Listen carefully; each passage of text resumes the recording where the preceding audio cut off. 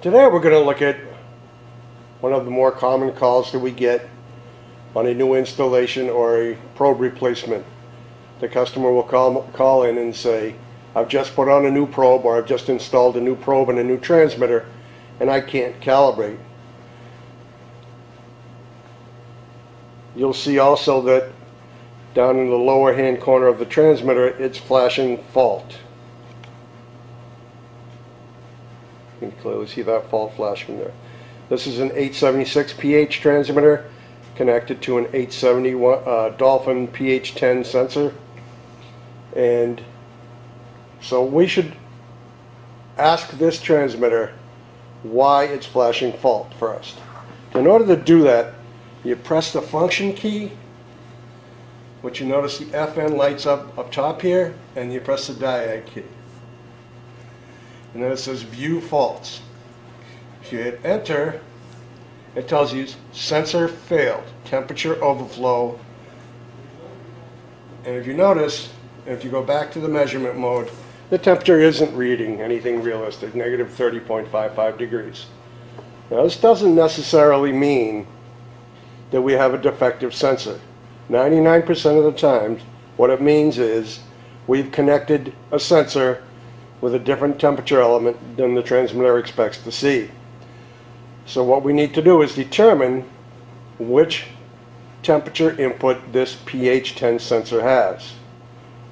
This PH10 sensor is a PH10 1N1A.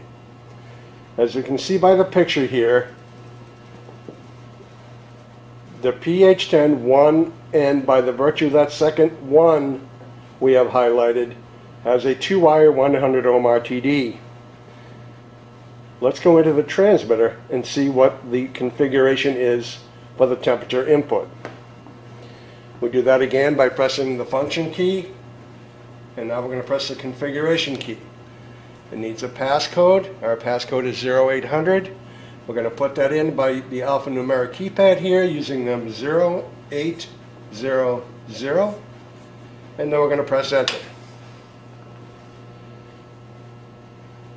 The transmitter goes into the hold mode, and you notice the first thing that says is config sensor.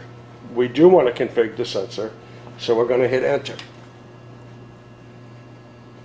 And it's the temperature device, so we'll scroll down once, twice, and we find that our temperature device is set up for 3-wire 1000 ohm. That's not what we have in the sensor, and that's why we have a fault. So if we press enter, we can now select the temperature type that we want, which will be 2-wire PT100. When we get that in the box, we press enter, and now that the change is made, we want to save that. Again, we press function, the FN lights up, we press save and exit. It says, do you want to save the changes? Yes, that's what we intend to do. We press the yes button, and then we wait a few seconds. It says changes saved. If you wait a few more seconds, not only will a reasonable temperature come up on the display, but it will stop flashing fault, and now you can go ahead and proceed with your calibration.